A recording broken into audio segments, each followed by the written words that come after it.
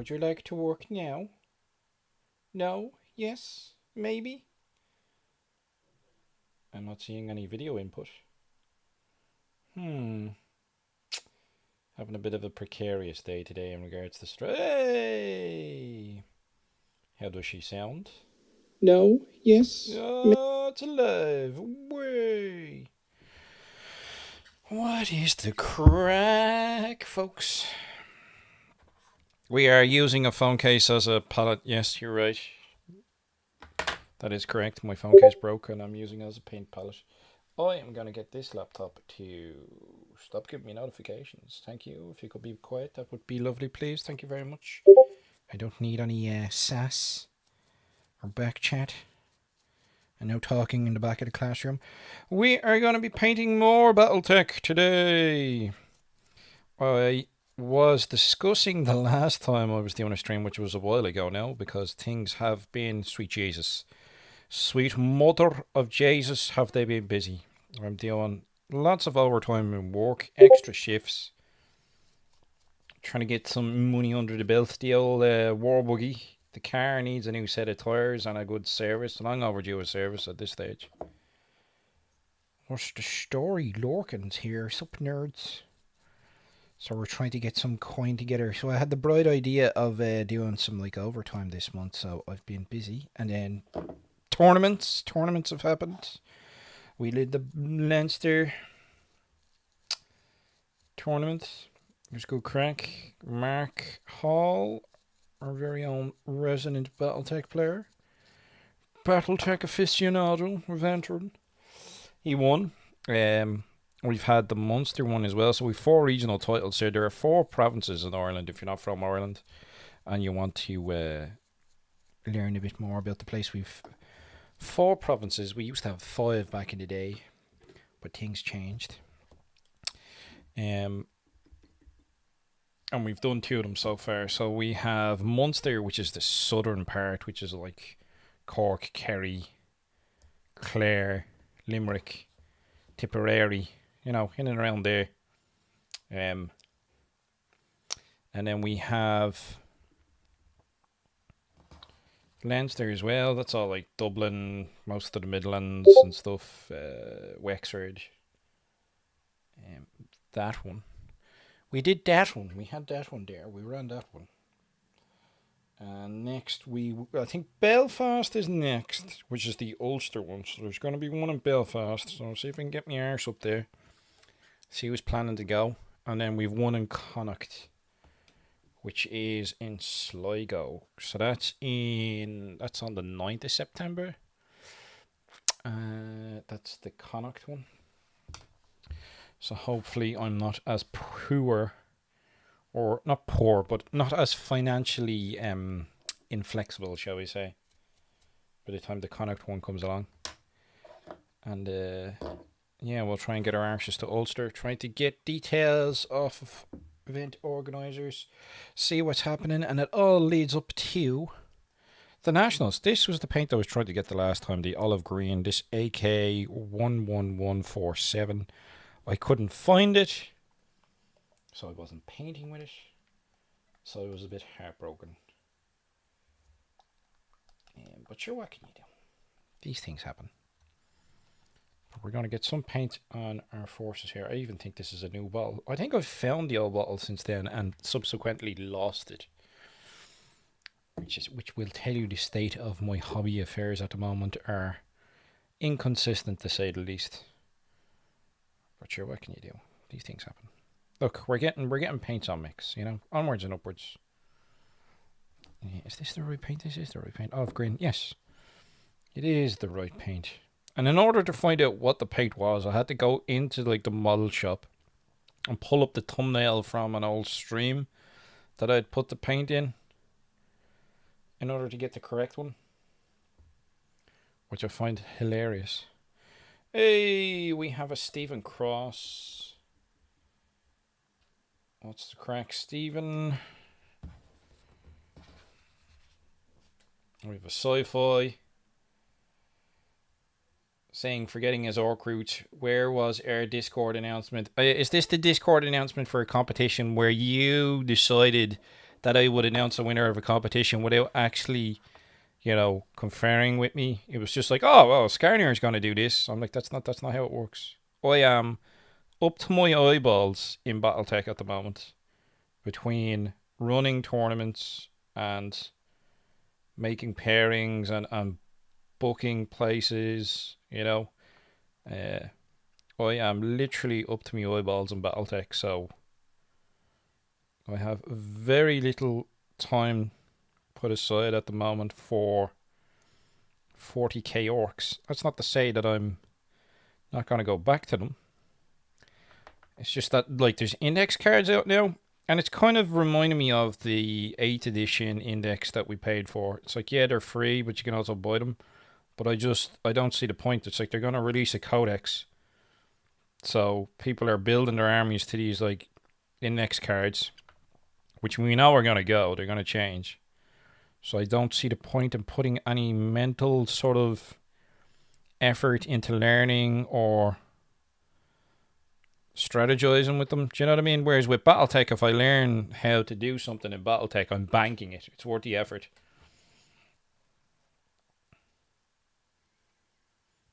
Locker is saying he had to do the one, the Battletech Ireland Discord. Hey, good man. Not much, just compiling a PDF together for a Battletech project, says Stephen. Oh, it's almost done. Just one thing to be added, making sure the record sheet book is done. Nice. 40k. Yeah. DL 40k. So yeah, no, I haven't been dabbling with it much. I mean, like, there's the new editions come out, but I'm just too busy polishing up the rules knowledge for Battletech, you know what I mean? We'll have another tournament in September. There's 2 tournaments between now and then. It's going to be one up in Northern Ireland, and there's going to be one in Sligo. So I would like, if I'm not needed in a support role, as like administration, if I'm not needed as support role for those tournaments, I would actually like to participate in them. Because that would be fun. But I also understand people may need help with running stuff, so I'll see what way it goes. But either way, I would like to go to all 4 of them, or 5 of them, should I say. And then we have the European Battletech European Championship is in Berlin this year, which would be cool. Again, it's all about the monies. I ain't got monies this month. Too much happened this month. Cleaned me out. Heartbroken. Can't make events. Can't make social events I would have liked to go to. But what can you do, man, you know? Oh, we've more people popping in. It's nice to see a Stalker getting colour on. Yes, this one's a Stalker. And this is the Phoenix Hawk. They are being painted up. These are all ubiquitous mechs, so they're supposed to be like super common.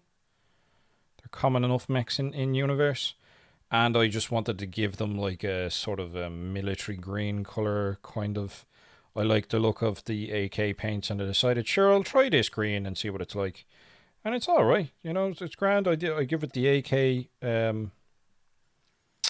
it's AK olive green, so I give it the olive green base coat, and then when you come back in with a wash, so I use you see this one's being washed, so when you come back in with the Vallejo model wash, I think it's the dark green, it sort of darkens it up a bit, whereas beforehand, it's sort of this colour green, if you get me. And then go back in and pick out the details like with the Cyclops. So pick out the details. I need to wash the metals and then give it unit insignia if I want. I think I came back in with the green again and did a dry brush. And then I pick out the metals, which is fun. It makes it pop a bit. You know what I mean? Nothing too swank. They're just supposed to be generic forces. Originally, I did build this force to play in a campaign, a periphery game. But the guy I was going to play with, Eric, has moved off to a different county, so life just got busy. But I have a company of mechs now that need painting, and I can use them as an up 4 in missions. And because they're common enough mechs, you know what I mean? They could be anyone's. doesn't have to be one way or the other.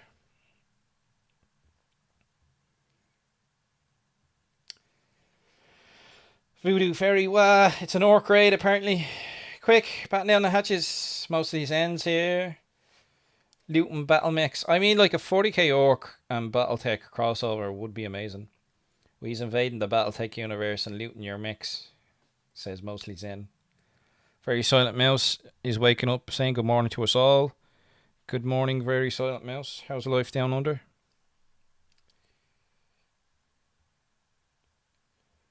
Sci-Fi is asking, did I ever try the transfer printer page stuff? I have not. I've just been too busy. I have the transfer paper. I bought it. I just have not sat down and dedicated some time to printing off transfers.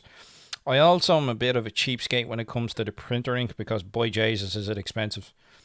And I haven't refilled the colour cartridge because we've been printing off quite a few Battletech record sheets. I've been chewing through the black ink. So I need to get a new sort of colour cartridge for the printer, which are not cheap. They're about 30 quid or something like that. Or I get the bigger size ones, but it's on the cards side. It's like everything with me, you know what I mean? It's on the cards. We'll get there eventually. I'm just looking to get some paint on miniatures. I mean, what else am I distracting myself with? I still haven't been out fishing this year. I've just been so busy. It's like time's disappearing. We're in July already. I'm like, where's the year gone, man? You know? I've mostly been focusing on running events for Battletech. Is what I've been up to in most of my spare time. You know what I mean? Getting a couple of tournaments going. So far, we've run 2. Lorcan has helped as well. Lorcan has helped run them. I've fallen in love with spreadsheets and the magic that is spreadsheets. And by Jesus, you know, Lorcan's done up a decent spreadsheet or 2 for running our tournaments. We've been streamlining like there's no tomorrow. I'm quite impressed.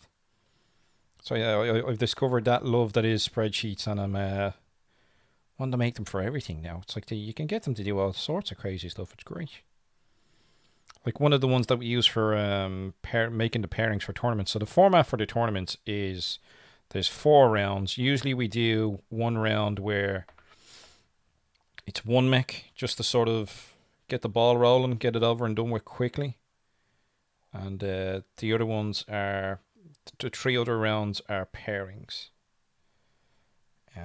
Or pairs of mechs. So you'll have 2 mechs, your opponent will have 2 mechs, and then you fight each other. And basically how you score points is just damage. If you get killed, you'll get points equal to whatever percentage of the round's BV that mech is.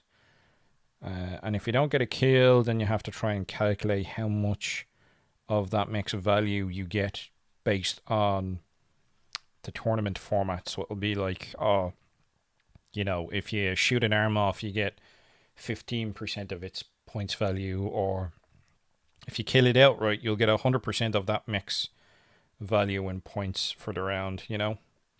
Each round being worth 100 points, and so if you kill both of your opponent's mechs, you'll score 100 points. If you only kill one of his mechs, you'll score points equal to that mech's percentage of the 100 points that round. Because it's not always an even distribution. You might have like a light mech and an assault mech paired up against the opponent, and the assault mech might be worth like 65% of the round's points to kill him, and the light mech might be worth 25% of the round's points. I really actually should sit down and do a dedicated video of like a mock point scoring and sit down and explain it to you, because I'm pretty sure it'll be useful for folk. I can just send them links of said tutorial and be like, here, learn how to calculate stuff.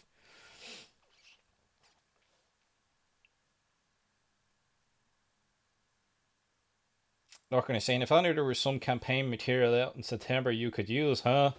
If only. Dun, dun, dun. Lorcan is saying 40k orcs are basically Hendrik Grimm's pirate band. I actually liked the short story of Grimm. in Issue of Shrapnel 1. I thought it was pretty good. No spoilers for people who haven't read it yet. But yeah, no, it was interesting. Out in the peripheries, like. Very silent mouse is saying it's farking cold at 4:15 in the morning. I'd say so. It's supposed to be summertime over here at the moment, but all it is doing in Ireland is raining. Sweet Jesus, I've never seen so much rain in a July in all my days. It is raining, constantly raining. Like today, I was out working outdoors, and we had that sort of hazy rain. You know, the rain where it's not like raining constantly. It's not like proper raindrops, but it's that sort of hazy rain where if you stand out long enough, because it's small particulates of rain or whatever, you'll get soaked over time. And it was like, oh, this is horrible, one. You know what I mean? But look, we got to go early because of the weather, and still get paid the full whack. So quite happy with that. You know what I mean? Sometimes you win, sometimes you lose. And this time last year, the sun was split in the skies, and there was drought, and the rivers were shrinking in Europe, and all this malarkey. And now it's the other way around. It's like, hey, flooding.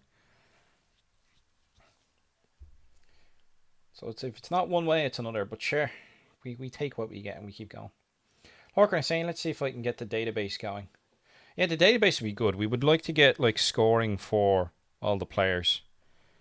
That would be pretty sweet if we could get a database going, and then maybe next year have like a ranking system. So if people play in the regional events, we'll have like an overall Irish ranking, and then that would be cool. Where players will earn points from their events, and hopefully promote people to then attend more events. That would be cool. But it'll be interesting. I hope to see all of the events go through this year. I think it's the first year that we've tried like for a 4 regional event leading up to a nationals. I don't even think like 40k does that, or in fact I don't think any of the other war games in Ireland do that. Do regional tournaments leading up to a nationals. I don't think so. Not to the best of my knowledge. I was trying to figure out how many regions there are in the UK, like your regions, like I think there was like 7 or 9 or something like that in England. I can't remember off the top of my head, but it's all like Midlands and Southeast and all this type of stuff. So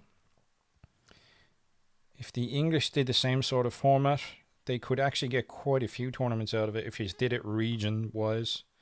And then if you did like the nationals, you could have, I think England, could have the capacity for a great tournament scene for Battletech. If you've got your shits together, like, you know what I mean? All in good time. All in good time.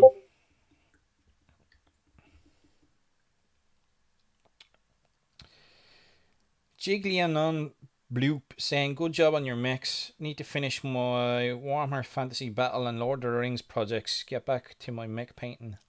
It's always the way. There's always more miniatures, you know yourself.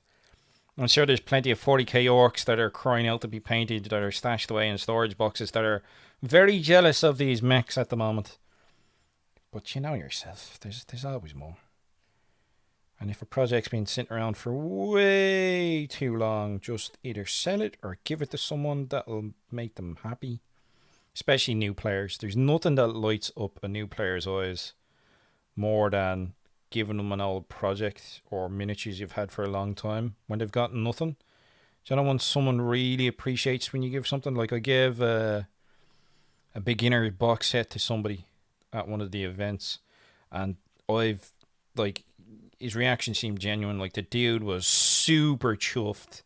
He's like, oh, I've been playing the video game, and this looks interesting, and I want to get into it, and the game and store didn't have any box sets in stock, so I just gave it to him, man. You know what I mean? If someone seems genuine in their interest of the game, you want to spread the love now and then. Can't do it all the time. I'd go broke, but now and then. First hit is free. Isn't that how it is? Didn't call it Plastic Crack Gamer for nothing, boys. So I was saying end of July, early August is the time for Perseid meteor showers. So look to the skies for nature's fireworks if you get the chance. In Ireland, not a chance. Like, Jesus. I haven't seen the sky in I don't know how many days now. It's just clouds.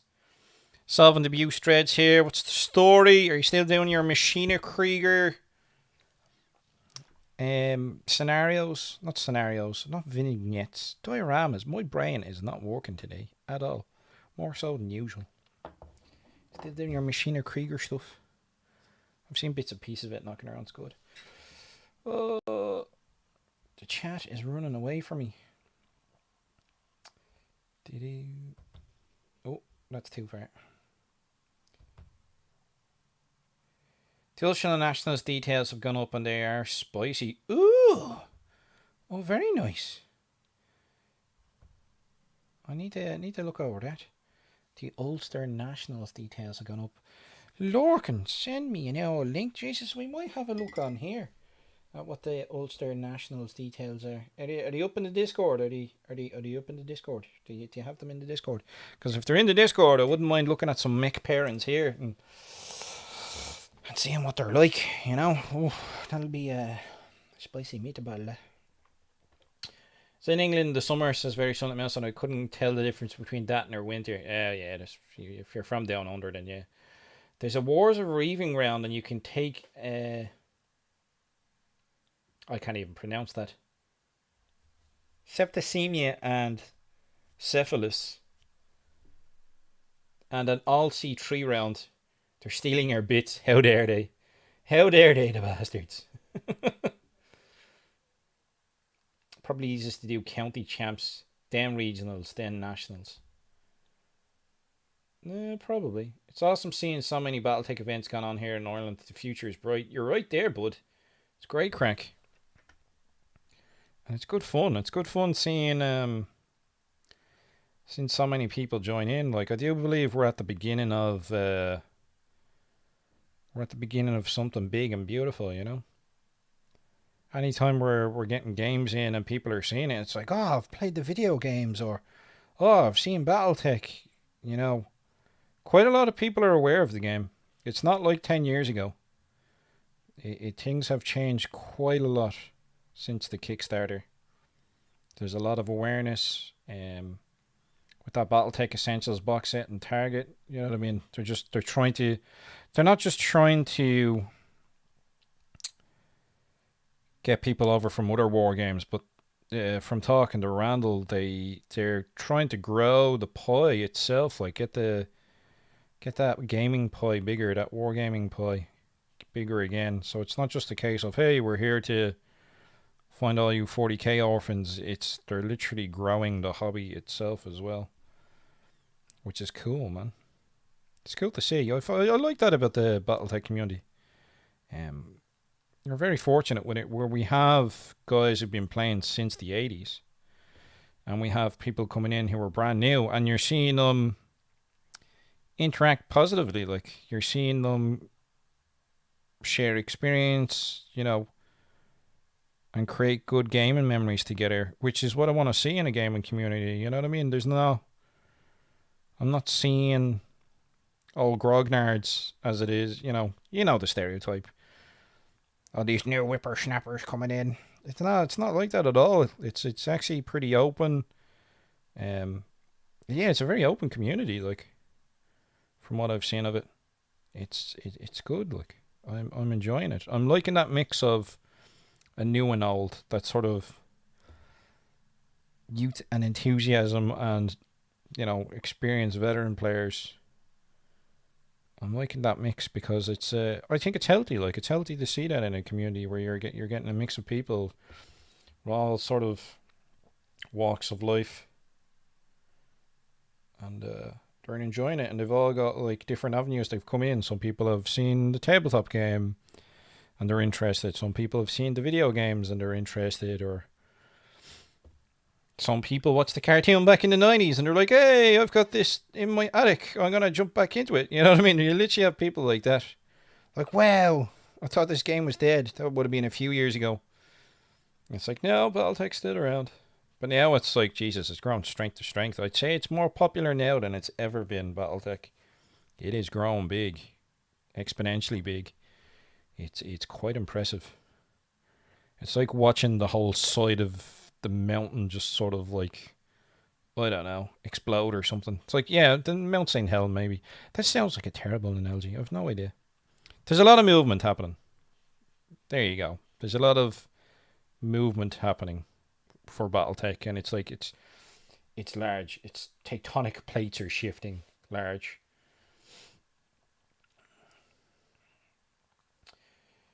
Yeah, Lorcan is saying, yeah, there's never been as much organised activity. Closest was the Mech Force UK would do WarpCon, Leprechaun, and QCon and run the tournaments at each. So if I was saying, share the love, spread out your trucks there, give them away. See, you've already gotten like 2 of me trucks, you cheeky bugger. And until I see pictures of them completed, you'll get no more. I also am aware that you've got buckets loads of orc bikers to paint. So don't you be bringing the beggar bowl. I know you've got a bigger unpainted stash than me, so get cracking. You've no painted miniatures. I might feed your addiction then. But until then, it's not gonna work. The begging routine won't work. We've 2 cats in the flat now, so I'm used to. Oh, I've never been fed. Oh, poor me. It's like, no, you're being fed. You're a liar. Don't lie to me. Like I saying, Mark mailed them around, and I've put them on Discord. We should put them on Discord. Jeez, they're on the Discord. I might pull them up on the Discord then. Don't know if I've got the screen share. Yeah, it's probably only just happened since I've gone live, is it? Oh, it's not liking this. It is not liking this. Poor laptop is dying. Conventions. What have we got? Ooh, tournament details. Here we go. But you know what? We'll pull them up. So, is this the scene I want? Or is this... No! Oh, Jesus. I made a balls with it. Bear with me. Bear with me, folks. Apologies. 1 second. Yeah, okay, that'll do. Pew. I didn't plan on doing this, but since the pairings are up, we shall have Luke. So what have we got? Details for the Ulster Regionals. This tournament is tied into the broader set of championships run throughout the summer. Leinster, Ulster and Connacht, which will all feed into the Battletech Irish Nationals held in Dublin on the 17th of September. Is it the 17th or is it the 16th? Is the 17th this Sunday or this Saturday?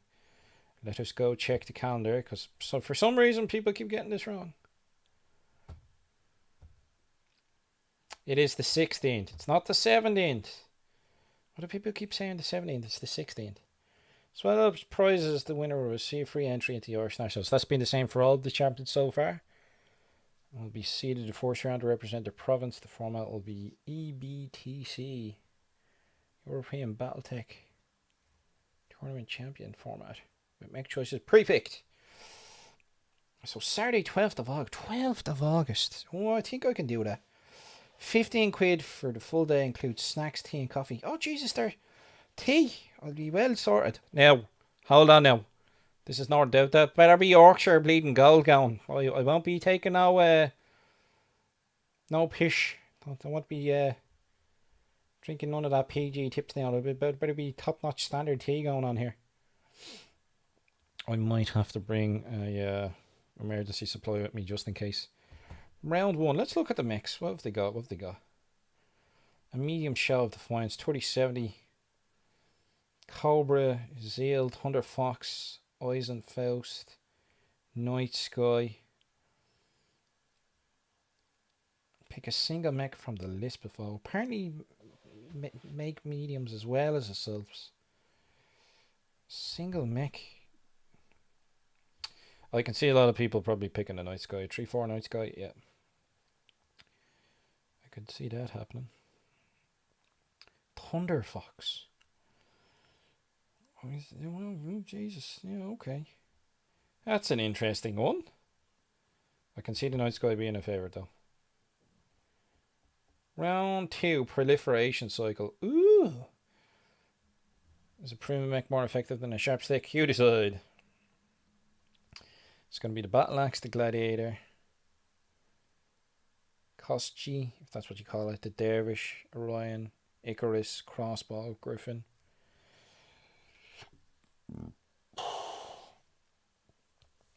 Okay. Round 3. Everyone has C3I.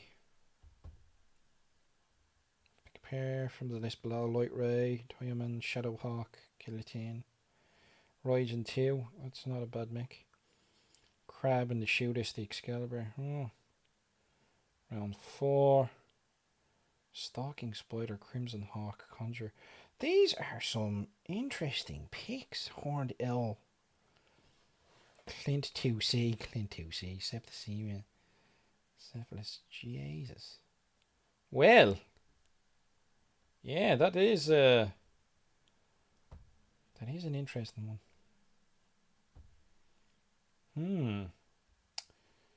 Gonna have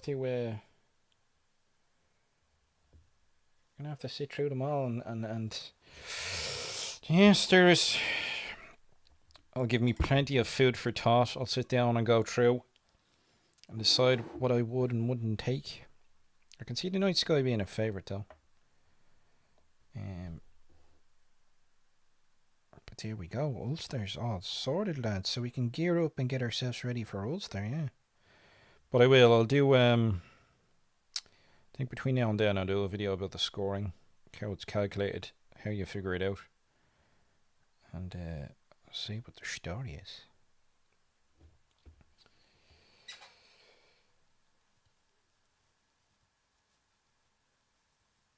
Need to turn your bikes into more devcopters. 6 is here. What's the crack? Mount St. Hilary, the volcano from Transformers. Hilarious. Yeah, that's probably more apt. So if I was saying I can lend you my creature to deal with cats if you want. No. I've got it down to a fine art. It's grand. They don't need to be eaten. I'm well used to them by now. You know what I mean? I bribe them with food when they get out of hand. It seems to work. Mind you, my flatmates are giving out that the cats are getting a bit fat, so it's like, okay, we don't feed them as much. But hey, at least they're not starving, you know what I mean? They won't starve when I'm around. They'll be well fed. Yeah, Lorcan is saying round 1, I'm thinking the Night Sky is the way to go. I love your Thunder Fox, but the variant is too much of a ranged fighter without the speed to keep away from the close combat ones. Yeah, I think we're just going to see a load of Night Skies. But sure, we'll see how it goes.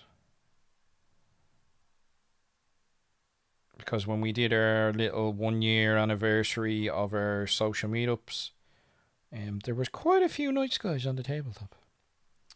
Surprisingly so. And I, being the madman, was originally going to take an Urban Mech, but then changed my mind and went for a Banshee. But I regret it. I should have taken that Urban Mech. I think it was like a 0-1 pilot for the BV we'd chosen. And it was the Urban Mech with the Snubnose PPC and the hardened armor. So it was slow, but boy Jesus, could it take a beating. And I should have brought that. It would have been hilarious.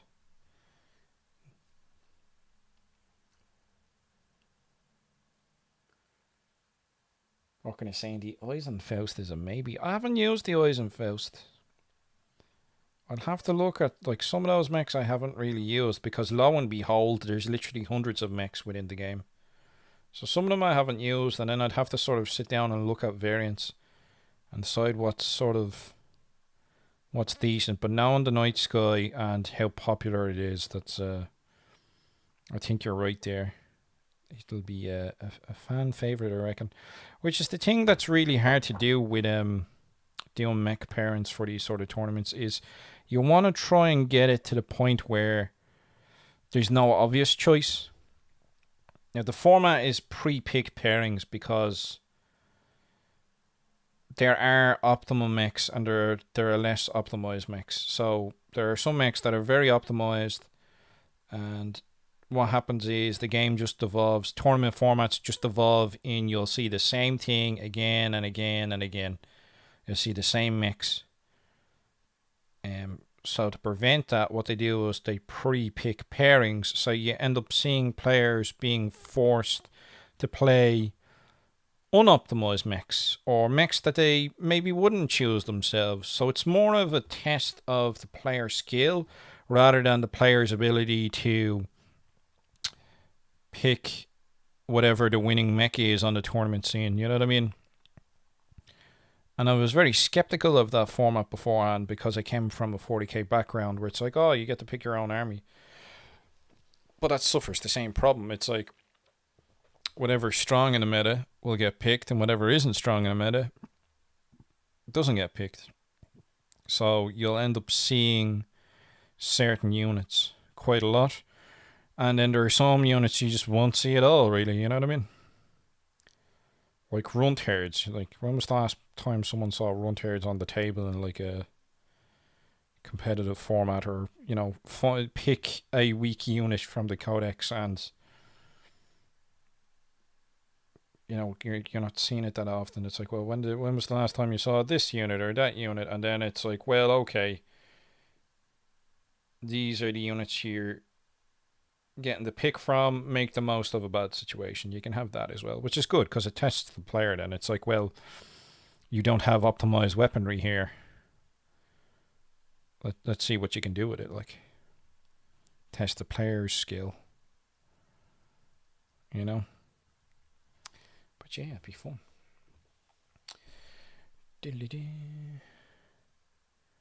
NC said, finally made one of these when it was live. Hey, welcome NC. What's the crack, bud? Glad you'd made it. Sci-Fi is saying, for some reason, I can picture you fishing in your kayak with a cat perched on each end, awaiting fresh fish. They don't eat raw fish, apparently.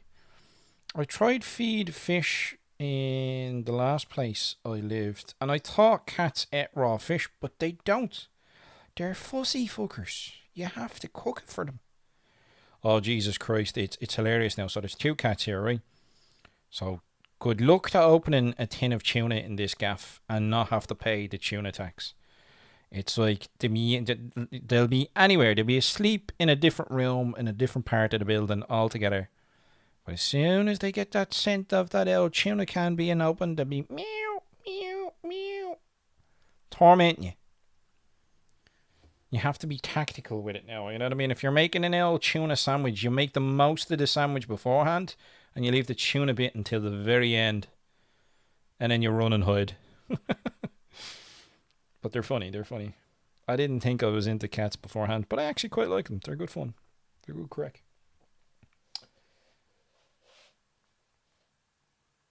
Lorcan is saying, I was very happy that while not every pairing was chosen in any round, every mech was chosen at least once in the Leinster regionals.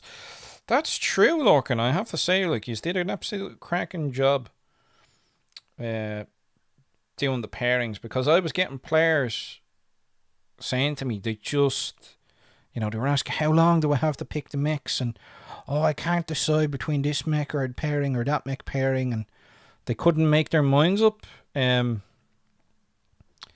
when you're hearing that tells me that, like, the rounds being they're good pairings, like, on the rounds. If you're not seeing the same mech again and again, because it might be the obvious choice, the same mech pairings, that's evidence enough that it's a good round and they're good pairings when you're seeing variation in the selection, because the last thing you want to do is put in all the effort of doing several pairings for a round and everyone picks one because of some obvious thing that you didn't notice at the time. But look, that's just how you learn, you know what I mean?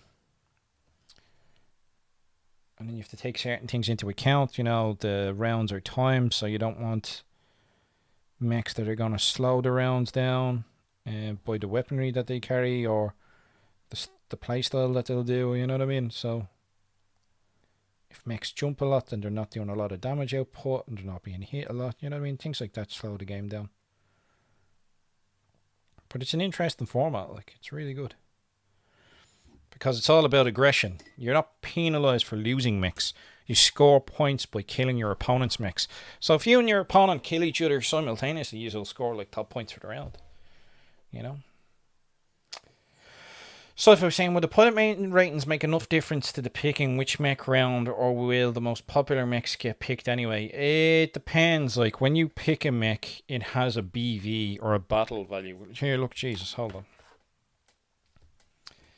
See if I've got a mech sheet handy. I've got a stack of them. Right, so let's see what the alignment on this is like, and the fact that it's white is probably blinding things. Here we go. Right, so this is a quick draw, right?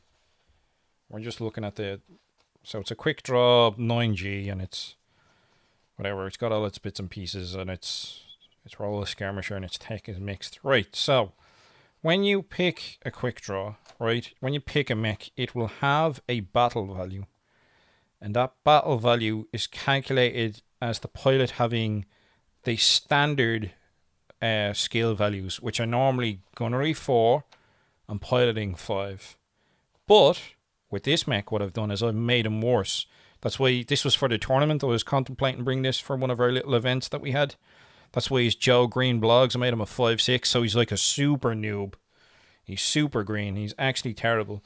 But in making his skill worse, that makes the mech cheaper battle value wise, because we were playing with 2,000 points, and if it was a 4 or 5, it was too expensive. So that's one way of adjusting it. If you make the pilot worse, it makes the mech slightly cheaper. Whereas if you put in a better mech pilot, it changes things. You know what I mean? In fact, I have some of the sheets from like some of the previous tournaments I've gone to. Where mechs have died and stuff. I don't even know. What's this one? The Wyvern, the Sunder, fighting against people, getting kills. So it's all about, like, when you're playing the tournament, it's all about scoring points. So like, say you were fighting against this Wyvern, right? It would be worth so many points of the round. And if you didn't kill it, we'd have to calculate how many points, what percentage of its value you would have earned. So like, if we went through, it would be 1 point for every location of armor that's damaged, including the back and the head. So it would have been like, what, 1, 2, 3, 4, 5, 6, 7. There would have been 7 there. And then it's 2 points for every location of internal damage. So 8, 9. And then any critical hits score you 3 points. So that's 12. So whoever fought against me in this tournament earned 12% of this mech's value, because they didn't kill it. Whereas if you killed it, you earn 100% of it. And it just depends how much the mech is worth in the round. And that's how it works. It sounds a lot more complicated than it actually is, but it's fun. Yeah, pilot skills are super important. Or can you say, no point in taking a unit with powerful guns if your base to hit number is 6+ before modifiers? Yeah, because it's 2d6 and it's a bell cover probability. It's like, you really do want the lower the score required, the better. So the lower the starting pilot value, the better it is, because you're trying to score the number required or above. So it'll be like, if I have a pilot with skill 2 and he has +5 to his modifiers, that's 7. So you need to hit with all the modifiers, you'd need to roll a 7 or more on 2d6. So, you know, which is good. But if he had like gunnery skill 4, well, then you'd need like 9s or more on 2d6, which is a lot harder. Why in the Jesus did I paint this arseways? But we're getting paint on them, lads. That's the important thing. There's paint going on, mix. That's a win. No matter how much it is or how little, any paint on a mech is a win. He says, as he uses his own old phone case as a paint palette, which is hilarious.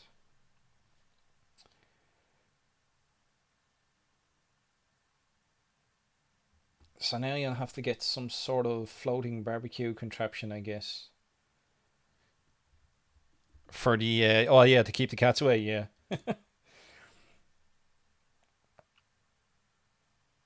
It's mighty crack tapping a tin of beans to drive my cat mental. The rustling of food packaging, because like they get fed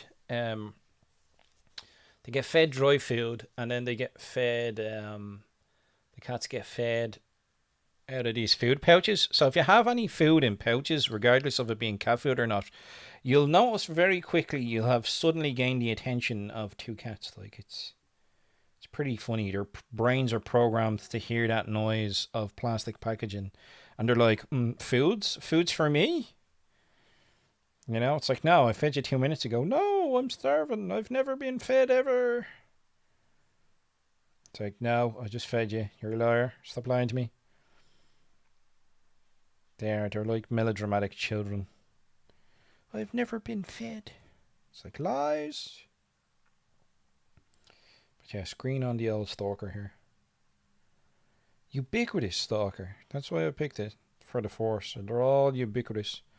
So apparently they're all like super common. I think the only two mechs in this company that weren't ubiquitous English Quiz. The only two mechs that weren't ubiquitous was the Cyclops, because it's a command mech and it's actually a piece of garbage, but that's hilarious. And the Clint. Or the Centurion. That's not a Clint, that's a Centurion. My brain. So these two were the only two that weren't ubiquitous, and then the rest of them are. So there's all like Stingers, Wasps, Valkyries, Phoenix Hawks, Shadowhawk. This is a new sculpt, but this is actually the Ironwind metal. You can tell from the metal chips. So this is a new metal sculpt, along with the Griffin. These are actually metal sculpts. They're the new Ironwind metals of the new sculpts. There you go. So they do some of the mechs in metal.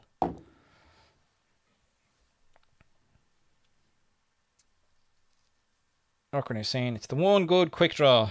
Well, you leave the quick draw alone.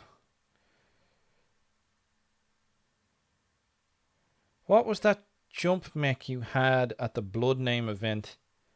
That thing was ridiculous. Oh, that was like I think it's the Phoenix Hawk 2. See, hold on. The Blood Name event. Blood Name. Because we didn't do Blood Name. The last event I did down in Limerick was the Trial of Position, and I was robbed. I got kicked in the head. People using physical attacks in Trials of Position. It is. Where's the miniature? Hold on. Ta-da! So we paid into this event and we got to keep the mix. And I was late. So I literally told the lads, anything that's kind of like a 585 jumper. And this is it. I think this is the Phoenix Hawk 2C. Is what it is, I think. I'm trying to remember. Like I said, there's so many mix. But Lorcan would know. I do believe it's the Phoenix Hawk 2C. If memory serves me correctly, it had quite a few bits and pieces on it. Or maybe it's not. It's a form of Phoenix Hawk. It's a weird one. I think. I could be wrong. Don't quote me on that. It's been a while, my brain's not working.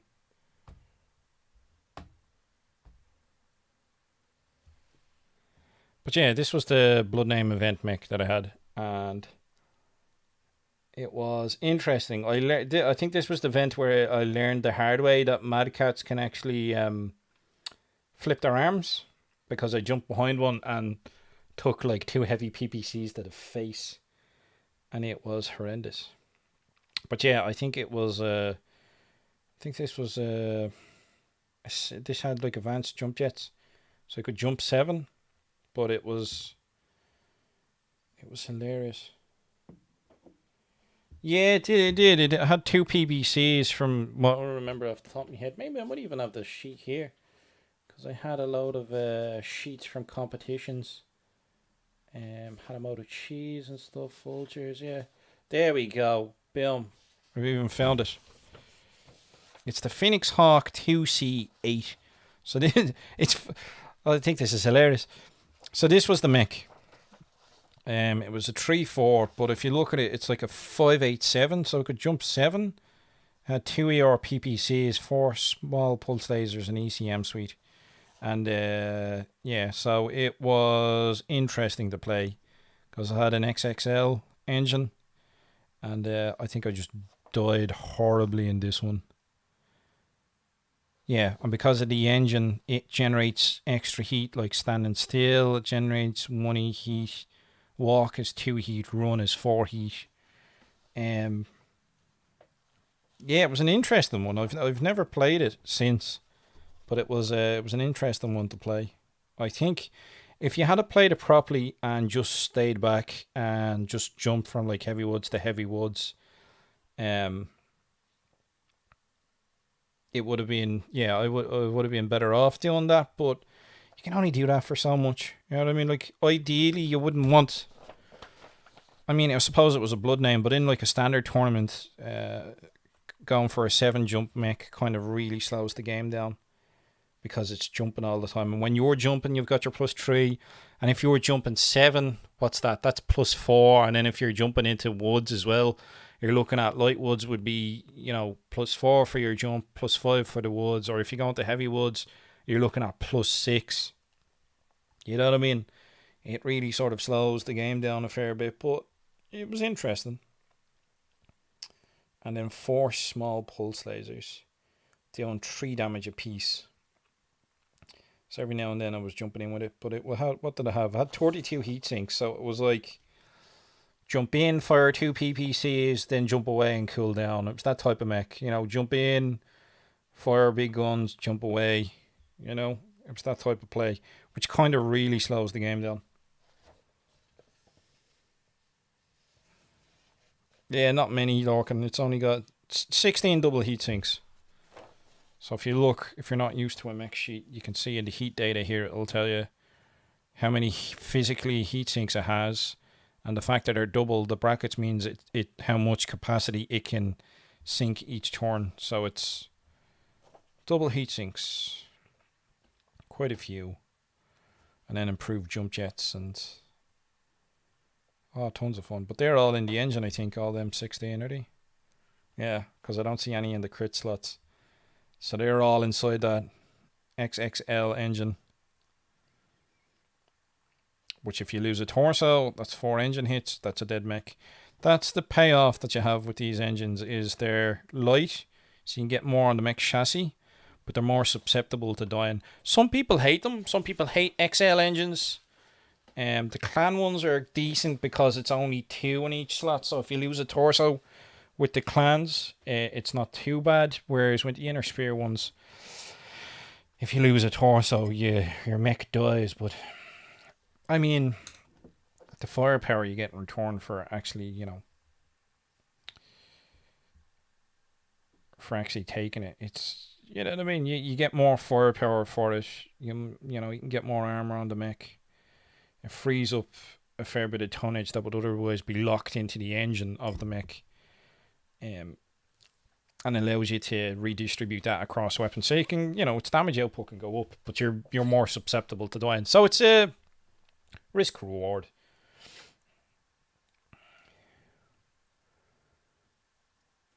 Need to check how improved heat sinks interact with XXL engines. Do they still do half heat? I honestly can't remember off the top of my head, Lorcan, but that would be something interesting to look into. Which mech should be renamed Popcorn because it overheats too much? Jiggly and non-blue was saying it got the most uses and had the most losses. I know, man. See, what happened was because I got knocked out in the first round and then we redrafted players in and I got redrafted in. So whoever beat me in the first round then used it going into the second round, and then I was using one in the second round. And then, yeah, it was funny because then it was beaten. I was knocked out again in the second round with it. And whoever else picked it in the second round was knocked out.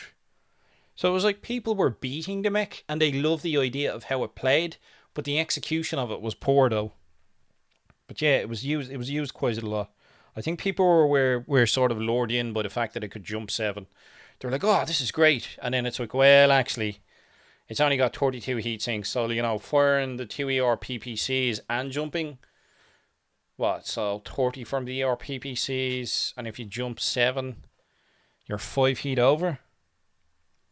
So it's like, it seems like a great mech, but when it comes to the execution, maybe not. And then what was it tonnage wise? 80 ton. Clan Experimental Dark Age. Ooh. But yeah, it's a fun mech. I haven't used it since. I find the tournaments are good for that as well. You'll end up using mechs you haven't used before, and you'll be like, hey, I actually quite like this playstyle of this. You know what I mean? You'll realise, this is interesting. I never thought of using this mech before. Because sometimes that happens. It's like you might judge a mech looking at its record sheet. But when you actually play with it, when you use it on the tabletop, you're like, yeah, this ain't that as bad as I thought it would be. You know what I mean? Or some mechs that you look at and you think they'll play really well, they don't play as good as you think they would, or they don't sort of gel with you. You know what I mean? Depending on the player style as well. You can be surprised. It can be very surprising. But it's fun. It's fun getting people to play with mechs that normally don't get to see the live day. I'd like to play in another Blood Name event. That'd be pretty cool, man. They don't happen that often. But when they do... I'm trying to remember. Who won that one? Was it Gary or was it Paulie? I can't remember. I think Gary won that Blood Name event. I think so. I could be misremembering. But I wouldn't mind a throw for my own. But all in good time. Need more practice. Need to get good. I'm still a scrub. Just check. The XXL engine cancels the half heat for improved jump jets. So jump and fire the PPCs is 37 heat. Yeah, it's true.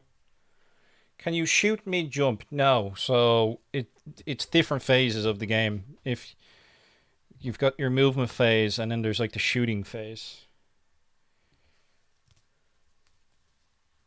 Yeah, so after your movement, Lorcan's saying after your movement, then you get to shoot because it's a different phase.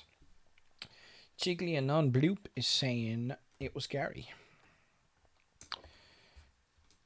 Yes, well, yeah, I remember now it was Gary. Gary won it. It was a good event. It was a good crack. I think it was in... I'm trying to remember now.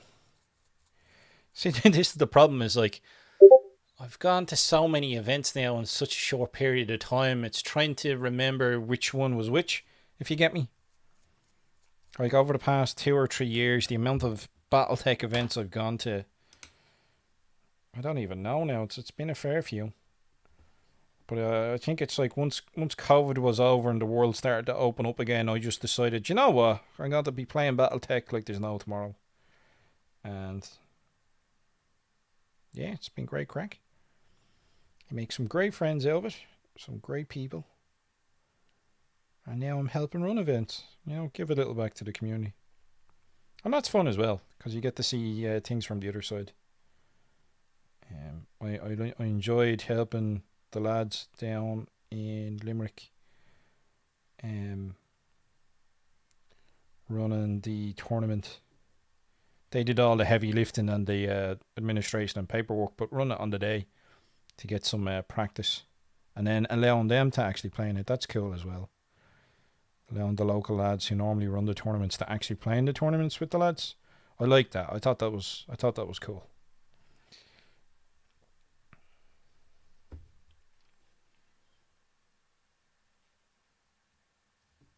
Maybe that could be something that we could do in future, is like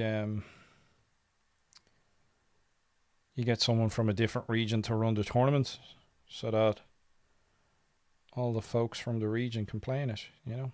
I don't know if that's something that folk want to do in the future, but seems like a good idea. I would be willing to do that.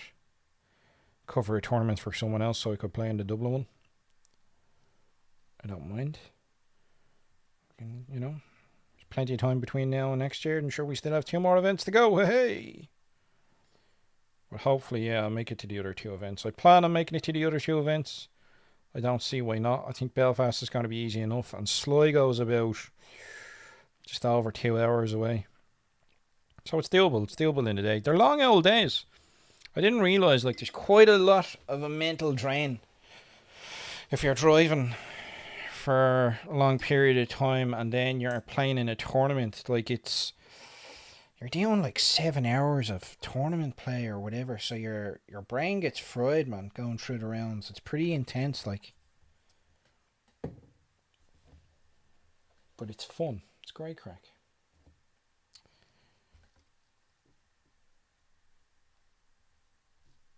And then lots of little bits and pieces come up that you don't normally come across or you wouldn't think of when you've got 12 or 14 or 16 or 18 players playing Battletech. It's like, this thing happening.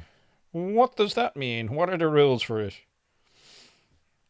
You know, because you'll forget rules sometimes. Like, I forgot about the whole you generate an extra heat when you stand up. And it's only when I'm going back over the rules and revisions and people are asking you questions and, you know, in the standard rules, you know, can you torso twist and flip your arms? It's like, no, that's an optional rule. So in like standard rules for tournaments, you can't do that. That sort of thing.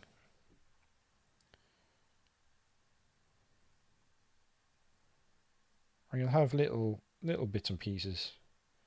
Very niche little things.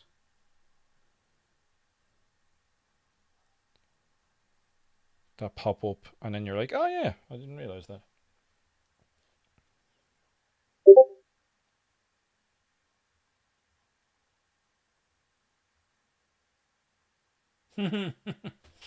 Lorcan is saying we can dragoon Neil into driving again.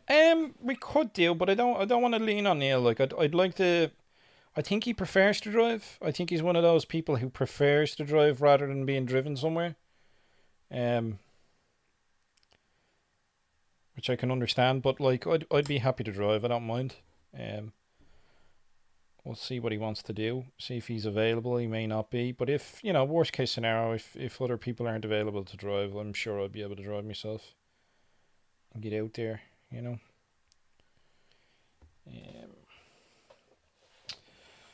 Jiggly and Nana saying 40k tourney in Ireland organisers used to meet up and have their own event where they all got to play each other. Yeah, that'd be cool. Yeah, that'd be very cool. That'd be cool if we did something like that at the end of the year, maybe after the tournament season's over. We all got together and had a bit of crack.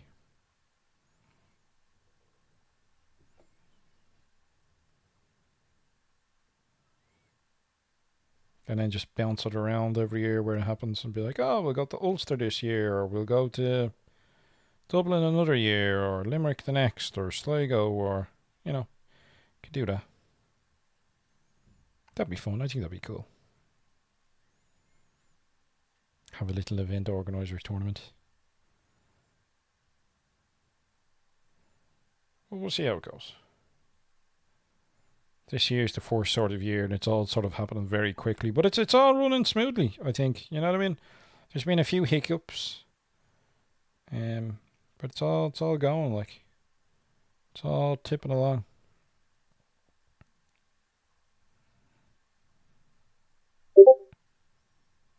It is tipping along.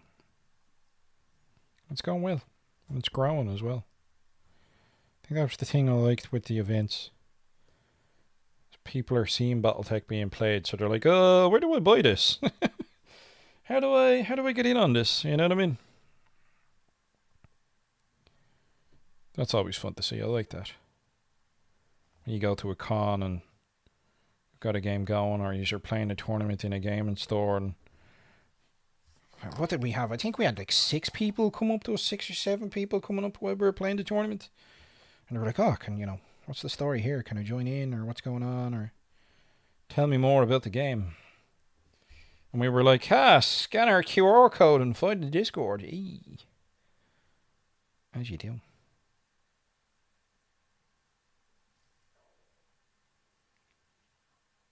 Orkin said he spent a lot of time at the last tournament running to tables and answering questions. Yeah, because you're a rules buffing, Orkin. That's why. We got years of experience.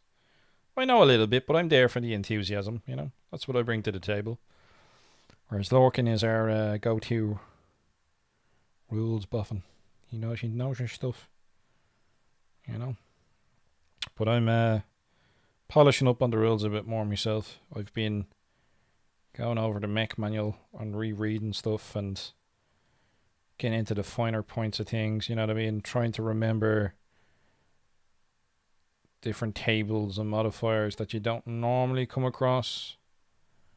Or, you know, stuff like what's you're facing after you've fallen and all this type of thing, and that can get a bit confusing for people. Or, you know, what happens if you fall into water from a height, and it's like, how deep is the water, you know what I mean, and the effects that it has, and all those interesting tidbits of information. I'll come back in and I'll wear the bottom of this, because clearly it wouldn't stay green for long on the bottom of the foot, but you know what I mean. But yeah, there's loads of little niche sort of edge case sort of scenarios in Battletech, but it's all covered, like what happens if you try to run and fail your skid check and slide into a mech that is adjacent to another mech, and you start like a chain reaction, you know what I mean? That's when the rulebook comes out. But trying to remember all that type of stuff and sort of get it into your head kind of helps. I mean, that's how I remembered the location table. Was I just sat down and I sat down one night and I was like, right, I need to remember what all these locations are. And just kept rolling dice and remembering it. I remember doing something similar when I was a kid, when we used to play Warhammer Fantasy Battle. And I used to have guess range weapons. So I had a Screaming Skull catapult, I had Tomb Kings, and I had a Screaming Skull catapult. And I used it for the first couple of games, and I realised I wasn't very good at guess range weaponry. So I literally trained myself when I was like a teenager. It's probably like 13 or 14. I trained myself how to be better at guess range weaponry. So what I used to do was I used to go around the house with a measuring tape, and I used to constantly guess like how far things away from each other. So say I saw like a cup on the kitchen counter, and you know, I guess how far away from the cereal box it was, and then I'd get the measuring tape out, and then I'd measure it and see how close I was. And I did that for like a few weeks. Like, I'd do it in between games until I literally trained myself to get good at guess range weaponry, until it got to that stage where, you know, when I next went in a few weeks later to get a game in, I remember because there was a few of us. I was playing against somebody with Empire or something like that. Or maybe it was my friend with his Chaos Army. But I remember firing at the unit and guessing the range on it at the unit that I was aiming for, and I was aiming for his champion. I remember this.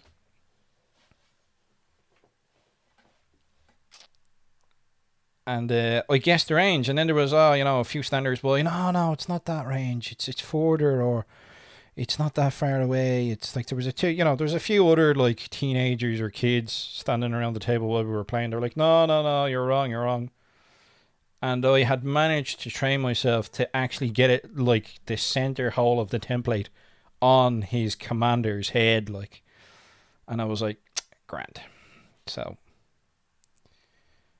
where there's a will, there's a way. You know what I mean? It's always fun when stuff like that pays off, and it really speeds up the game. Like when you when you learn the cluster tables, or you start getting used to them anyway. You know, you're rolling your SRM 6, and it's like, oh, I roll this number, you get 3 SRMs or whatever. You know what I mean? There's a few of them you'll get used to, and it's always nice. It's like, oh, what's the location? You know, I roll the 7. Well, it's center torso, or if it's in the left side, that's your left torso, or if it's in the right side, that's your right torso. You know, just remembering.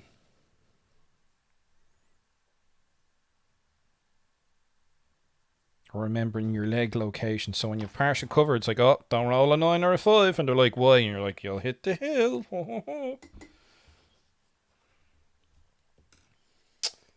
I have seen people measure their forearms, a guard player, and use motors. I've heard of that as well. There was a player here in Ireland who was like that, here where he measured his hand and his arm, and he'd lay it down on the table while he was talking to you or whatever, and then use that. But that's, in my eyes, that's cheating. That's being a cheating shy bag. Like you're just cheating then at that stage. It's like you know, you could just learn a skill. You know what I mean? Instead of cheating. The whole idea is to guess it. So being able to judge distance by sight is actually a useful skill. You know? But, you know, these type of things will happen. Whenever you have war games, those sorts of people will be there. Thankfully, they're not the majority. And thankfully, I haven't seen many, if any, in Battletech. It's a very different community. I don't know what it is about the game, but it doesn't seem to foster that sort of win at any cost mentality, which is positive in my eyes. Because we're even seeing it now for like 10th edition, where it's like, oh, there's this misinterpretation of the rules where it means that grots can be toughness 5. When clearly it's like it's a typo or whatever, but rules as written, oh, that's the way it is. It's like, no, stop being a fucking arsehole, will you? Sorry, excuse my French. As you can tell, I'm not monetized here. I'm not likely to ever be monetized, so I'm not too worried about it. But you get what I mean. There's people who are like, oh, this is blatantly a mistake, but I'm going to exploit it for my benefit. It's like, really, mate? Is that like the backbone of your tactics? Is to work off of exploits? It's like, nah, that doesn't seem to be the sort of gaming culture I want to foster. You know? Never had to worry about that with Skaven cannons. You just roll the distance. Yeah, oh, man. I used to love fighting against Skaven because I had dwarves. So it was the classic sort of clash where you'd have Skaven fighting dwarves. And yeah, Skaven were interesting. They were fun. You know, they were rattling cannons. Because I remember with Skaven, like, you could go big or it'll blow up in your face. So they had the potential to do a shed load of damage. But they also had the potential to kill themselves in the process. And I used to like their leaders. Like, other characters would have to be in the front ranks. Whereas Skaven specifically had, like, a rule where they led from the back because they're, like, cowardly gits. I always thought that was funny. I liked that. I thought that was interesting. And just the lore behind them. They were fun, yeah. They were a fun little army. I never had them. One of my friends had a Skaven army, and then one of the guys in the local GW used to use a Skaven army all the time, and I always liked them. I always thought they were fun to play against, but I'd play dwarfs, so it was like the grudge match, the artillery duel happening, warp cannons fucking shooting each other with those cannonballs and ball throwers, and it was always fun. Or the plague sensor bears, I used to like them. Skaven had some really nice miniatures, like. It was always fun to see. I never got into orcs though. I always thought the rules for the Warhammer Fantasy orcs were terrible.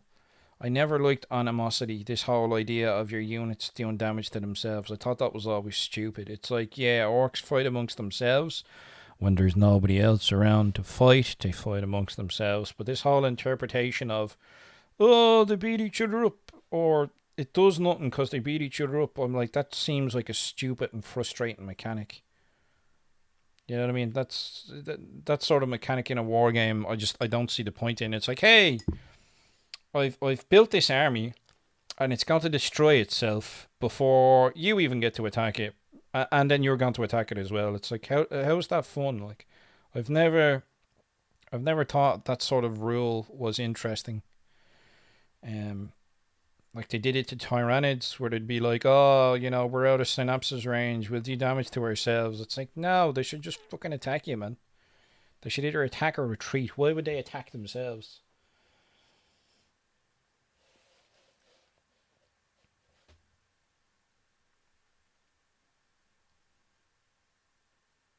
We've got in the comment section. The idea is to get close enough to give a good crumping. True. But when the rules are written by a 70s word, why use them? What do you mean by a 70s word? Chicken on is saying it's so great seeing the look on new players' face when you give them tips which wrecks your force. Yeah, that is. It's like I've done that before to my detriment. It's like, if you don't move there, and if that move may not be the best for you because I'll be able to shoot you in the back, but if you move this way, you'll be able to get, advantage over me. And then lo and behold, it's like, yep, see? Well chuffed. It's always funny. And then it forces you to play better, It's like, there's a better play here. What do you think of this? They're like, yeah, that's a great idea. I'm going to follow it. And then summarily kick your ass. It's funny.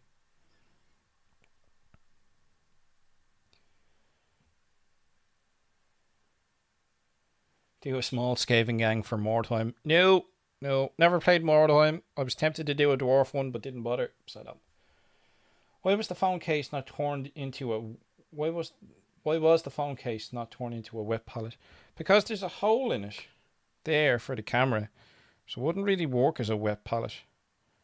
I mean, maybe the upper part, but yeah, if this part wasn't here, then yeah, totally, you could turn it into a wet pallet, but I'm not, it's just, it was a stopgap. It's like, I need something with plastic that I don't care about getting paint on, and it was like, yep, this case is dead.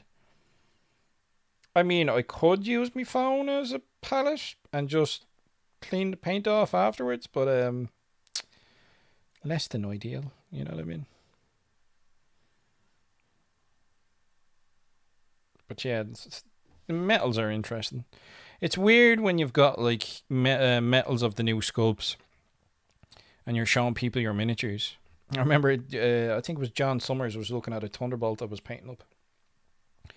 And it's the same, similar-ish pose, but it's the same sculpt. And he wasn't expecting it. So now when you hand someone a miniature and they're expecting it to be plastic and it's metal and it's like, ooh, don't go don't go dropping it. Like, just sellotape the whole Bosch done. Typical orky style. Sure, just plug the gap, it'll be grand. It'll be grand. Yeah, I don't see. My problem is I paint too infrequently. So if I made a wet palette, which I've done in the past, and by the time I get back to it, it'll have bleeding mold in it. Like, that's usually what happens. I'm so infrequent with the old painting. I go through fits of it. I'll paint a lot, and then I just won't paint for months or ages. Like I've never sort of seen myself as a guy who painted a lot, but it depends. Like if you go to events, you get games in, or you go to conventions and stuff like that, and that gets you wanting to paint, or you've seen, gets me wanting to paint anyway. I'm the type of player who's kind of inspired by the game, and so if I don't enjoy playing a game, I'm not really inspired to paint miniatures for it. You know what I mean? It's like, I'm not enjoying playing this game. Why would I bother painting miniatures for it? But if I'm enjoying playing a game, when I'm playing with unpainted miniatures, it's like, well, this dude has earned himself a paint job. Clearly, it's a bit, it's a bit undeserving of the star player of a game not to have a paint job, man. You know what I mean? So then you sort of, it's like they've earned it. They've earned that paint job. And it does look better. You know what I mean? There's no guilt in making people play with painted miniatures, but the game does tend, it's the eye candy. It looks better when you've got painted miniatures on a fully decked out table. It does look better, but at the same time, it's not the end of the world for me if it's not painted. I'm looking at the other mech sheet. I think this was, I don't know which round it was, but that Phoenix Hawk 2C. This is one of the rounds where I was killed off. And I'm looking at it and going, it's suffered like 3 pilot hits. It's, yeah, it died to like a right torso. But like, look how much of this mech was left. Look how much armor was left. It's like, no armor. The only armor is on the head and the center torso. And it's just like, it was chipped away. And the right torso is where it died. So this mech took an absolute beating before it died. Leg actuator's gone. Upper leg actuator, lower leg actuator. So you're looking at point and skill rolls. Yeah, +2. Point and skill rolls to jump. Ugh. 3-4, I mean, you could still do it. But the jump jet's getting stripped down to like 3. Losing 2 jump jets. Yeah, losing a few jump jets. The center torso one. So, center torso jump jet. There's no internal. So you can. I'm trying to remember now. The fact that there's no internal damage to this torso tells me that was a true armor critical. Because there would have been still being critical slots while this was still active. There would have been critical slots in the torsos. So it hasn't transferred in. And there's no internal damage. So that's a true armor critical that got a jump jet. Ooh. Yeah. So yeah, this mech can take a beating. I literally haven't looked at this since the tournament I played in. I think that's actually quite funny that you've mentioned the that Blood Name mech. And I literally have the sheets right here. And I have the miniature right here. That's so funny, man. I have not looked at it since then. But yeah, that's the miniature for it. It's pretty interesting. There's a nice bouquet of flowers. Yep, they were all painted up. And you paid in for the event. And you literally got to pick a mech. And you got to keep a mech.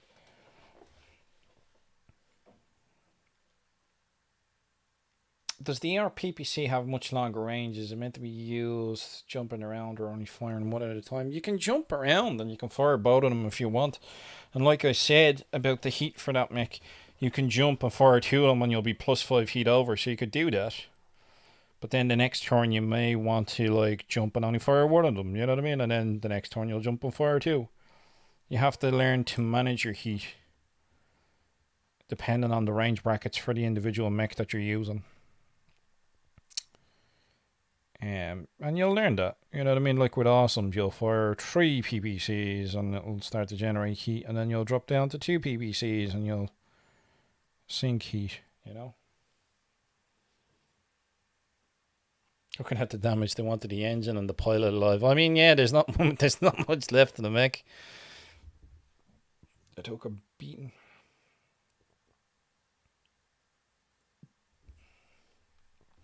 So yeah, ERPPC is extended range PPC, so it'll have a longer range. But more importantly, with the ERPPC,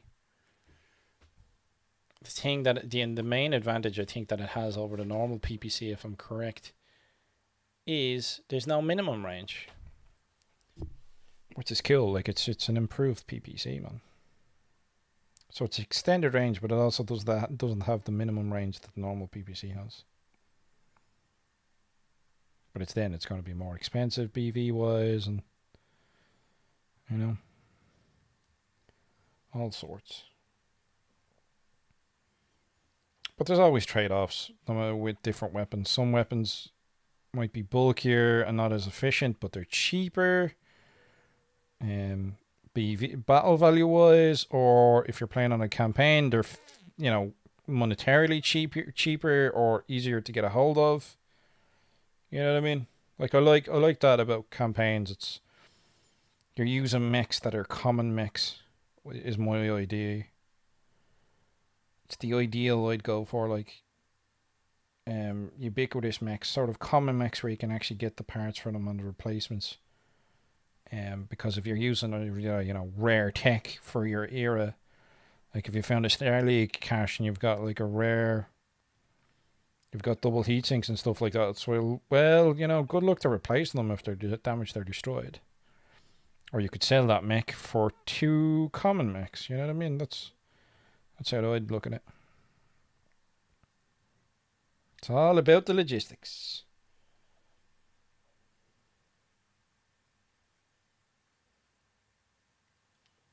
Yeah, 2-1 pattern with jumping is viable, but with that XXL engine, you are more careful if you move along the ground. It's 2 heat for a walk and 4 for a run. Yeah, I remember that. The extra heat, even like standing still, you generate extra heat, so it's all about the old heat management. But I felt like that mech was a bit of a heat trap for people. It looks better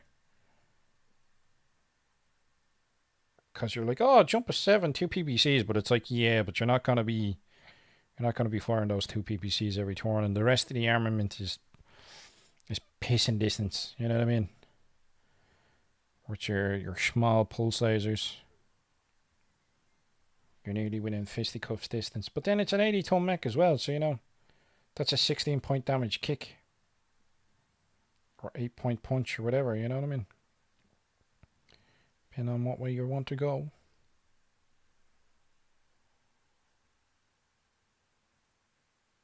Okay, saying Clanny or PPCs also do 15 damage to standard interferes 10. Yes, they do. And it is a massive difference. Like, holy Jesus, is that a massive difference. Doing 15 points of damage instead of 10. Yep. Take a couple of those on a round, and if they hit the same location, ooh, then it really hurts. Or where it really, really hurts is if that hits you in the head, man. That's your game over, man. You're gonna have your 9 points with your armor and your 3 points internal. That's where your point of edge would come in if you were in the tournament. You're like, reroll that location for me there now, bud. Yeah, that'd be great. And hopefully it doesn't hit you in the head. In close, 1 PPC, all the small pulses and the double punch is a viable attack from that Phoenix Hawk. Yeah, totally. Very viable. But like I said, that was the tournament where I was gently reminded that a Mad Cat could flip its arms with its 2 AR PPCs and then took 30 points of damage. Yeah. And ended up on my ass. I think that was against Aaron, was it? Aaron, Australian chap. Haven't seen him in a while. Haven't seen him in any of the tournaments in a while. In Limerick, but I think it was Aaron. Where is this paint not sticking to this? There might be mold release or something here. Beep, beep, beep. But just metal. Metal mechs made of metal. Right, which one of these needs another coat of paint? We're doing alright, actually. Getting a few layers of paint on them. Like I said, I'll do the green on these and then I'll come back in and I will black out the metal. So like any of the knee joins, the elbow joins, I'll come back in, I'll do them in metal. Might pick out weapons if I want to, but it's like I'm just doing a stock green. You know, clan weapons are lighter and smaller in almost every case. Yep, this is true. Clan weapons are way better. I still don't understand to this day why clan LRMs have no minimum. You know, in my eyes, they should have had half the minimum range that Inner Sphere LRMs do. I think they're a bit OP in that regard. I think it's because my initial thoughts of force fighting against the clans, I was like, oh, you know, we'll grab them by the belt buckle. They've got all the fire support, they've got the long range. We'll get in close. And it's like, no minimum range. I was like, what? This is bullshit. No minimum range. And oh, have you met my friend, the medium pulse laser? It's like, see that mech? Yeah. And then you don't anymore. Bye. So that tactic died very quickly. But it was fun, yeah. I intentionally didn't look up the clan mechs when I was first getting into Battletech. Um, and I was bringing my inner sphere mechs along to fight against them. So you'd end up with a star against like two lances or whatever. They'd be outnumbered. And I'd be like amazed because like some of the clan mechs would be like 7-11-7. And I'd be like, how far did that jump? You know? Which is, yeah, that's the type of reaction I wanted to have. I wanted to be surprised and be like, that can do what now? How much damage? What the hell? Wanted to sort of experience that, what people would have experienced when they first came across the clans back in the day. You know what I mean? Instead of reading up on it. I think I even had the TRO, Clan Invasion TRO at that stage, or like I knew about clan mechs. I just didn't look into the details of them. Like I intentionally didn't look into the details of them. Um, I didn't want to know the stats of them, so that when I faced them, I was like, "What in the hell is that thing?" Clan LRMs and pulse lasers are the biggest jank. I think so. I think so. I think I do think they should have had a minimum range of 3 on the clan LRMs. Like the fact that they don't have any minimum seems a bit OP to me. It makes them. It doesn't just make them a little bit better than the inner sphere LRMs. It makes them like way better. I mean, apart from like the weapon loadout, being able to load different ammunition types and the distribution, it's like the difference between a mech having clan LRMs and not needing any SRM launchers then for when the enemy gets in close. But if it was an inner sphere mech, it'd be like they'd have to take LRMs and SRMs. Where it's like if you took like a clan LRM 15, it's like even if you're point blank range away from me, it's grand. I don't mind. You know, I'm not too bothered. It's like here, take like 2 points of 5 damage and have at you. You know what I mean?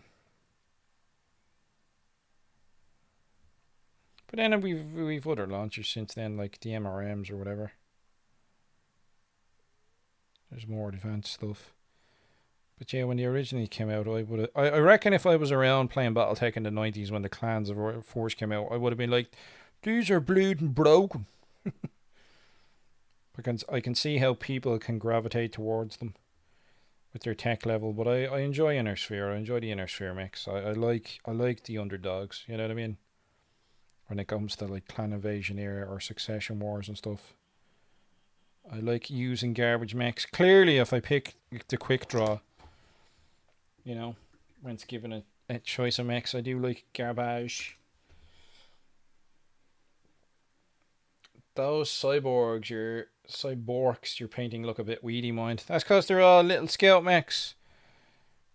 Because they're all like. Is there a lance on them? I think that when it came to this, it was like wasps, stingers. I think I've had lance on them. Wasps, yeah. I think the way it was, there's like a light lance. So the whole idea, I think, is like there's these guys.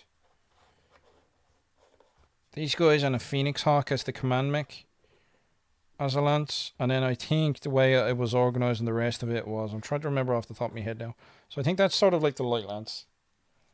And then it's kind of like the command mech, the stalker, the archer, and this boy out here,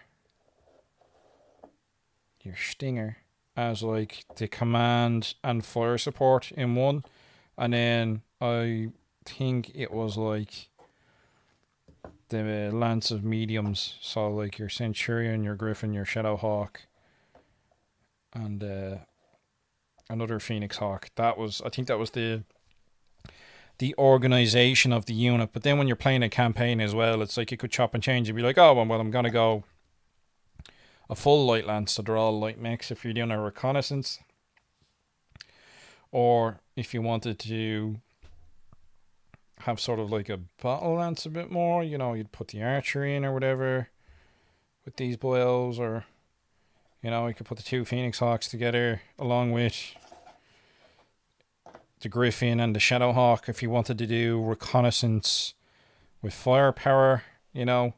So a lot of chopping and changing you could do with it, make it kind of flexible. But the whole shtick with this unit was like most of the mechs are ubiquitous, so they're common. And the only ones that aren't ubiquitous and super common are these two. And that's about it. Like that was the team. So it was supposed to be like a periphery force to fight in a periphery campaign, but we never got around to it. But I'll have to field the force at one of the meets or something like that, or even do them up in do them up for Alpha Strike. Maybe do them up as an Alpha Strike force. I mean, it doesn't seem like a bad force. They're not like gonna set the world on fire, but you know, it's 12 mechs. Seems reasonable enough, you know. What is everybody else painting up tonight? Is there anybody else painting up mechs? And if so, what mechs are you painting up? Have you got a force in mind? Are you doing factions? Or are you just like me? You're doing just generic stuff? I suppose I'm dealing these up in like the green, so they could be like Star League Defense Force if I wanted them to be. But I'm just sort of painting them up as a periphery force. Nothing too crazy. Or people painting up orcs for the new edition of 40k. Is that what's going down in Chinatown over here? All the orcs. I wonder if they're going to bring out new units for them. It'd be interesting to see what they do. I suppose I still have a load of units that need painting. There's the commandos. I still haven't even assembled the commandos. I got them in the Kill Team box set, and then I gave the rest of the Kill Team box set away to someone. I pretty much gave all of my Kill Team stuff away because I was like, nah, I'm just not interested. It's not the core. I'm not interested. So if I was saying this, how to sing it to him, it's time to go. Well, it is, yeah. It's 10:30. He normally goes for his walk, isn't it? Adios amigos, have fun. I was painting commandos slowly. Ooh, very sneaky. Lorcan said he got a ton of stuff done on some regular hussars yesterday. Ooh. Very nice. Did you get any more work done on tonight? No, maybe. Be good if you did, but if not, it's not the end of the world. Can be fun just to have the chat. You know yourself. I should have made another cup of tea. The throat is starting to get a tad bit dry from constantly talking. Which I suppose isn't a problem when I actually have a guest on. Because once I have somebody else on and, you know, there's a bit of to and forth, it's not just a one-sided conversation where it's me looking over the comments and going, hey, such and such a body said this and that. And then it's like, oh yeah, I've been talking for nearly 2 hours straight. You know? There are photos in the Discord, he says, of the regular hussars. Where did you put them? In miniatures or creative endeavors or what? Or what? Oh, Jesus. This requires scrolling and effort. Find best going to do scrolls this evening. Give us a look. Decided just to do camo tonight. Gives a look. We'll throw that up there. We will throw it to there.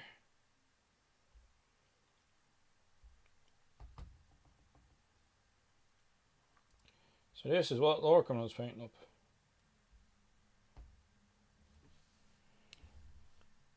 Your regular hussars. What have you got there? Yeah, you have a few bits and pieces. What era is it? It looks Succession Wars. It's all pretty common stuff. You've got like longbow, your spider, your archer, stalker, rifleman, warhammer, your Orion. I think that's a Jenner in the back left. I can't quite tell. Might be a Jenner.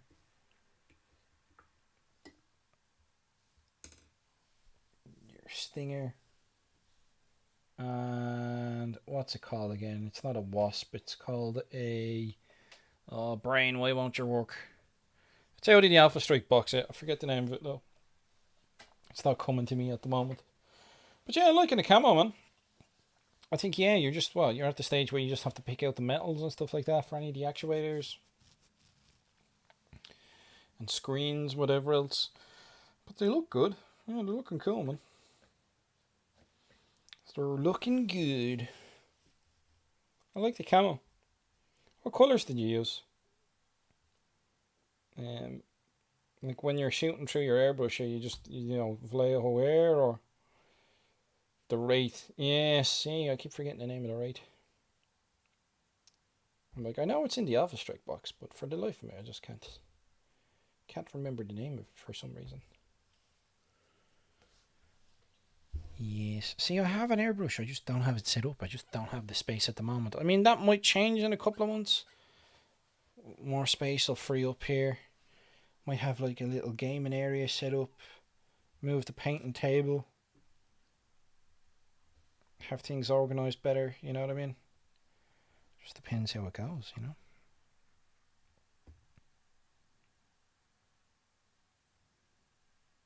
Where should we go, Craig? Get things organised. Have a dedicated spray booth and airbrush area. That would be sweet.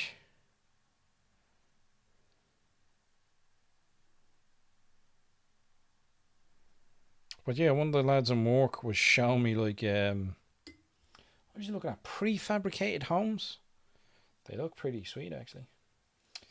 That was Vallejo Model Air Tan is what he's saying. Earth and Armour Brown. Oh, very nice. Yeah, it looks good, man. They did a cracking job.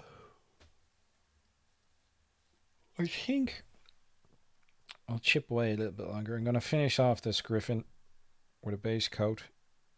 I suppose the only downside to painting metal miniatures is that, the paint will wear away. But I think once I get the base coat on this guy, I'm going to call it a night. I have an early shift tomorrow. There's a short what needs ironing. And, oh, that's a bit too watery. Oh, Jesus. Oh, Jesus. Made the balls of that I did, look. Bit too watered down. But it's alright. But yeah, like I enjoy painting the mechs because I actually use a slightly different painting technique for the weathering. I haven't used that on any of these mechs here, but I do actually like using the sponging technique to weather them. And it actually comes out pretty well, especially taking into account the scale of the mechs and stuff. But it can be fun. One of the local guys has done really well in any of the painting competitions that we've done. So sometimes we'll do an event and then we'll give away like a salvage box or a prize for best painted. And what we do is we get everyone to vote. So it's not just a case of, the event organisers pick it because it's their favourite. It's like, well, who got the most votes off of everyone who attended the event? What did they like? I mean, yeah. And Mike, one of the guys, Mike, he actually does cracking paint jobs, but he's telling me that he uses oil paints. He gives them oil washes and oil paints and stuff like that. So the old oil weathering, they look the part, man. They do look the part. They look good. Got all the jump jets in the back. Whoop whoop. All the jump jets in the torso. I like that. I like that they model where stuff is on some of the variants. Got to do some green panels on them to finish the regimental colours. And then add canopies, metal bits and running lights. Yeah. I look forward to seeing them finished.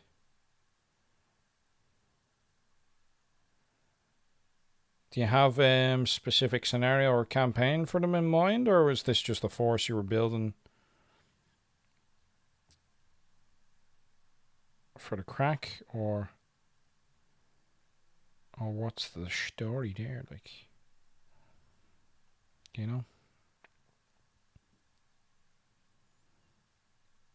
sometimes people come up with their own units and stuff. Look at this, just way too watery. Jesus Christ.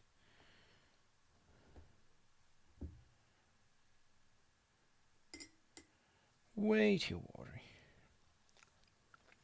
I mean, I'd really like to get the finger out and do some smoke effects with like missiles being launched. There's ever an event like we're going to, and there's like a painting competition. That's what I need to do. I need to have a mech done in preparation for that. You know what I mean? Maybe some jump jets. But like, you know, the likes of an archer. Like, I really should get the finger out and do like a load of missiles being launched out of it. I think it would look cool. I mean, you could go crazy and try to do some object source lighting as well. See if that works. But even like the missiles, if you could do like a little sort of diorama where you could have, suppose you could have like an archer sort of pose like that, maybe leaning back a bit, and then you have like a mech jumping in, and then if you have the missiles from this guy with a pin going through up into him, that'd be kind of cool. You know, maybe if they did like the metal archer, if they did the archer in metal, that'd be sweet. But yes, I think we're going to call it there for the night. It's been fun. I hope you've gotten some hobby done and you've learned something and you found it interesting. And you're that little bit closer to having your force fully painted. Because we all like to have our miniatures fully painted. Progress wise, we've got most of the base coats. This guy was already sort of got most of our base coat sorted for these guys. This company of mechs, 1 or 2 of them have already been washed. I think there's 3 of them done. This one's fully done. He was the sort of concept mech, and then we're chipping away. So a few little tidbits here and there for the base coat, and then throw washing them, do a dry brush after that, and then start picking out going back in and black out elements that I want to be metal, and then go from there. You know, that's the plan anyway. Do canopies up, maybe do some dueling. Depends how swank I'm feeling, you know what I mean? But we'll make them look good. Give them a little bit of weathering. I like to focus it around the feet and the hands, you know, areas that are going to take more weathering, more chips and knocks and brushes as they're going along in the field. But yeah. What can I say now? I have a battalion of guys painting these colours already. I'm basically replacing my old Unseen in the unit with these ones. Oh, very nice. Jesus. You know your stuff, so you're phasing things out. I like it. Yeah, it can be interesting to have mix and match stuff, but it's nice that in the game that you can have both. You can have old Unseen stuff on the same tabletop as brand spanking new stuff, you know. It's not a case of, oh no, you can't use your miniatures from the 80s anymore. You know what I mean? But yeah, I'm going to love yous and leave yous. It's been great crack. Thanks for tuning in and chatting away. I've enjoyed it. If you're not, hit the old like button, hit the like button. And if you're not subscribed, feel free to subscribe. And I'll catch you next time. Bye.